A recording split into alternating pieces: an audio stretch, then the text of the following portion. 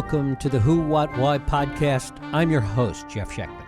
This Sunday marks World Press Freedom Day. But what does that actually mean? In China, the censoring of journalists in Wuhan may have cost the lives of hundreds of thousands of people around the world, including here in the U.S. In Iran, Sri Lanka, and Sierra Leone, and many other places, journalists have been arrested or threatened for coverage of COVID-19.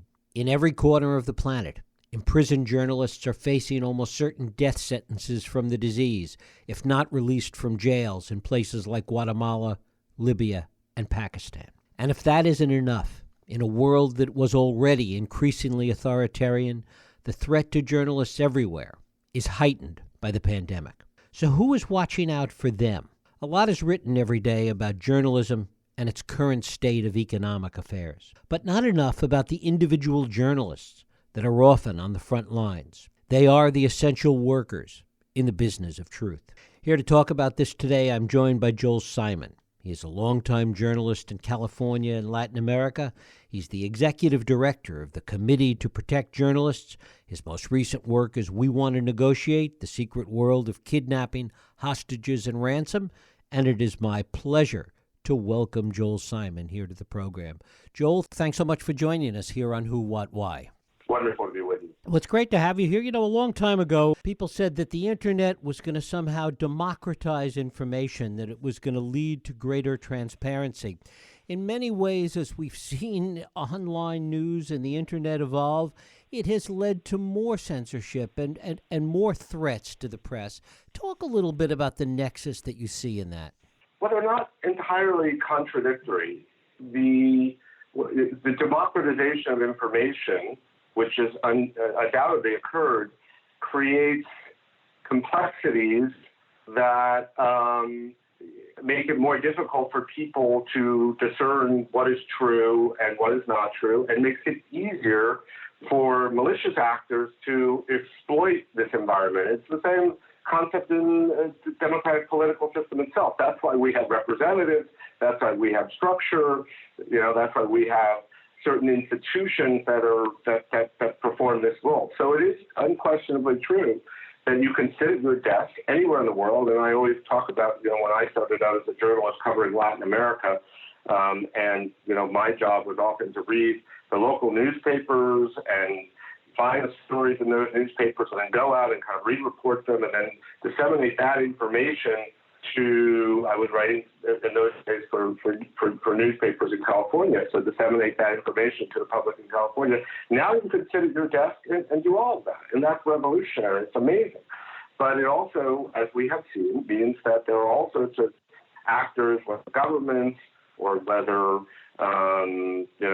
just people looking to monetize eyeballs through exploiting prurient interest in certain kinds of information. They're part of this information ecosystem, and they're undermining and distorting our ability to get the information we need, making it easier for governments to censor control information. So that's the moment we're living through now. Our information system is being tested as never before, and lives are in the balance. One of the things that we're seeing, to your point about governments creating more censorship and more pressure on the press, is almost a copycat kind of behavior. As certain governments do it, as certain governments have success in doing it, other authoritarian and authoritarian-leaning regimes around the world see that as kind of best practices, and it seems to be building on top of itself. What we're seeing now around the world, and I've never seen anything like what's happening today. We're calling it the Covid Crackdown. And there are a couple of elements that are involved in the Covid Crackdown. One is global. It is truly global. It is happening everywhere. Number two, authoritarian governments, as you mentioned, are always opportunistic. They're always looking for ways to justify their suppression of information because they're threatened by independent information. So it could be a political and ideological system, i.e. communism, under the Soviet Union. It could be fighting the war on terror. We saw many governments around the world exploit that rhetoric without legitimacy, claiming that journalists were undermining the fight against terrorism. So what we're seeing today is authoritarian governments around the world exploiting a legitimate concern that information that is misleading or wrong could have consequences in terms of public health. But what they're actually doing is consolidating power, imposing regimes of censorship, cracking down on what they call fake news, which means the government gets to determine what's real and what's fake. And then even in the case of China, putting forward this narrative that you can't fight a global health emergency without censorship. And what's really alarming is that some of the rhetoric, as I mentioned, is being appropriated from President Trump. This framework that fake news is a threat to the public, and especially in the context of the pandemic, that is being appropriated by governments around the world to justify crackdowns. And no one is pushing back with an alternative vision of the role of the media in a pandemic. We need political leaders, including the President of the United States, to celebrate the role of an independent media that journalists play in informing citizens and keeping governments accountable, because the alternative narrative being promulgated by China that you need to control and manage information and censor the press in order to fight a global health emergency is gaining acceptance and a foothold around the world, and governments are cracking down on a free press as a result. And why do you think that there is so little pushback, that even in places where you might expect it, it's not happening today? Well, I think there are a lot of reasons. One, governments are exploiting fears. So people are genuinely afraid. Just to cite some examples, India, which has the world's largest democracy, a vibrant and free press, that the Modi government has put forward this framework that only the government is in a position to provide credible, authoritative information to the public, and is looking to kind of reinforce that notion in law. South Africa, another leading democracy in Africa, an example to the region, has promulgated a fake news law that basically criminalizes reporting that the government itself deems to be fake. And then we're seeing other governments around the world that are more authoritarian leaning, for example, in Hungary, where the president there, Viktor Orban, has essentially stripped the parliament of any authority and basically appropriated for himself using the threat of COVID-19. So there is genuine fear, and governments are exploiting that. The second thing is there is no global leadership. As I mentioned, there needs to be leaders around the world, in the United States and in Europe, pushing back against this notion that we need to control and manage information in order to fight the disease. To the contrary, we need the free, so this is a global threat, and fighting it requires information. And we need to ensure that information flows freely across borders. Governments and policymakers need information to formulate the correct response. The public needs information to ensure that it takes appropriate action and that the information is credible. And we as citizens need to hold our government and institutions accountable for the decisions they make, and we cannot do that if we don't have timely and accurate information. One of the other impacts of COVID-19 is that it is limiting access. That, we hear traditionally about shoe leather as being an important part of reporting, and the idea of go there as being an essential part of journalism. None of that can happen in this environment. Well, yes, everyone's in their home, and there's a lot of really innovative reporting that's happening, on the phones, using social media, connecting to people who are eyewitnesses and building journalism around that. But, sometimes you just have to be there.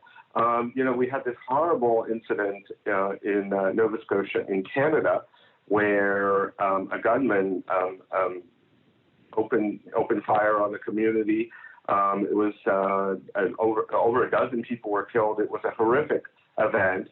And in normal times, journalists would go there and they would cover that story and report on it and try and understand what the circumstances were that led to this horrible incident, and also investigate whether the authorities responded appropriately. Well, that's not happening. I mean, that's one very small example, but authorities have essentially said, we don't want journalists to come to our community because they represent a health risk. There's some legitimacy to that concern.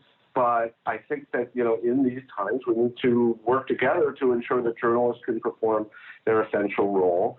And that's a small example, but these kinds of events are playing out around the world and in this country, of course. Much has been said that the world will be different after this current crisis. What impact, long range, do you see on journalism from what we're going through now? And is there a positive side at all? Is there any creative destruction that comes out of the experience that we're in now? Well, I do think it's a pivotal moment. So, and some of the things I'm seeing, I'll be honest with you, are very troubling. First of all, like at the most local level, the business model that sustains journalism is under tremendous threat. So local communities, they rely on newspapers. They can't be distributed. There's no advertising. These local media institutions are all already under tremendous financial pressure, and they're collapsing. So local news across the country and frankly around the world is suffering tremendously as a result of the COVID-19 pandemic, and I'm not sure that is coming back. Secondly, zooming out to the largest possible level, I mentioned the China narrative, which is being promulgated, which is that democracies are messy, democracies have this kind of freewheeling environment in which information, sometimes accurate, sometimes not accurate, circulates freely, and that creates confusion and undermines the ability of governments to respond appropriately to this kind of public health emergency. That narrative is taking hold and undermining the traditional kind of framework in which there's protected journalism at a global level, including international legal principles that guarantees the free circulation of information and ideas. So that is the threat, that we're going to live in a very different world in which the international framework is compromised and in which the financial model is compromised. In terms of creative destruction, the thing I would point to and the innovation that I do see is that media organizations, because they have no choice, are figuring out ways to cover complex global stories and build networks of local journalists around the world and tap into their knowledge and information. And I will say that the reporting itself in some of the leading American institutions has been outstanding. I mean, I think we have to recognize that the leading American media institutions have responded in a really inspiring way, and so hopefully some of that momentum can be sustained. What's gotten lost in the process as so much reporting has focused on the pandemic and various aspects of it, and as the attention of the public has as well? What's going on below the surface that we're missing, and what responsibility does the press have in that regard? I think what's going on below the surface is everything else. I think that there's a couple of things happening. We talked, initially about this kind of democratizing, the democratizing impact of this technology. And one concept that you sometimes hear people talk about is censorship by noise. So in other words, we're not deprived of information, we're overwhelmed by it. And sometimes that's a deliberate strategy where governments or other malicious actors pump information that's false or misleading into this ecosystem, and people just don't know what to believe. And that's a kind of a form of censorship. And to a certain extent, we're seeing that sometimes inadvertently and sometimes deliberately. In other words, people are struggling to make sense of all the information that's out there, all the contradictory information. Frankly, our political leaders are not helping because they're giving disparate information. But that is that's a grave concern, certainly, that I have.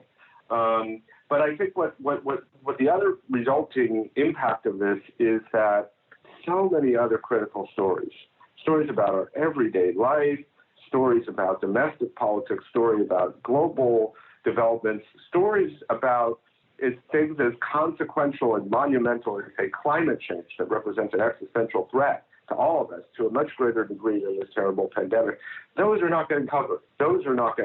And so that's what worries me the most, the kinds of day-to-day work that CPJ does defending the rights of journalists around the world to ensure robust and dynamic coverage of these critical global events. We have a really hard time breaking through because it's all COVID-19 all the time. We've reoriented our work to defending those journalists who are reporting on the pandemic.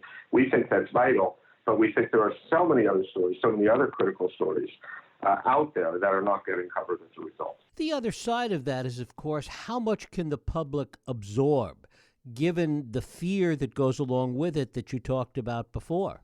Yeah, I think that's a huge problem, and it's a challenge that journalists face, and particularly in this environment where we have President Trump doing this, it's a kind of modern equivalent of the 5 o'clock follies, the Vietnam era press conferences where the generals would basically stand up there and dissemble and mislead. Now we have a modern equivalent of that with President Trump. So it's a huge challenge for the media. The media, I think, would struggle with this story in the best of circumstances because, what good journalists are trying to do is, break through the noise, distill the essential information that the public needs, present that in a way that they can access and understand and act on, and also ensure that the leaders, the political leaders, but also the kind of institutional leadership that we need to fight this kind of global and national health emergency, those people are held accountable for the decisions they make. And that's extremely difficult to do, as I mentioned, in the best of circumstances, but even more difficult to do without the appropriate political leadership and effective communication from the top. In a broader sense, your organization, CPJ, just issued a report recently about the Trump administration and the media. Yeah, so this was conceived of in the pre-COVID-19 era. But CPJ is a global organization. We defend the rights of journalists everywhere in the world, and we certainly are concerned about press freedom in the United States. Although we tend to focus on the most serious and significant issues.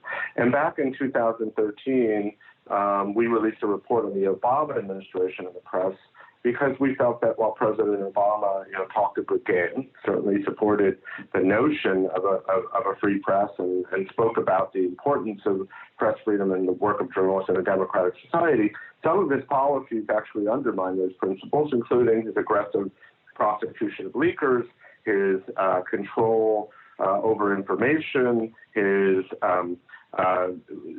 seeming desire to bypass traditional media and look for other means of communicating with the public in which he was less likely to be held accountable. So we were concerned about that. We released a report called the Obama Administration and the Press. It got a lot of attention.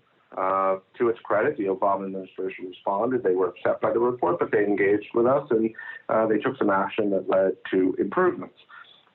We decided we really needed to take a hard look at the Trump administration. Unlike the Obama administration, it does not act stealthily.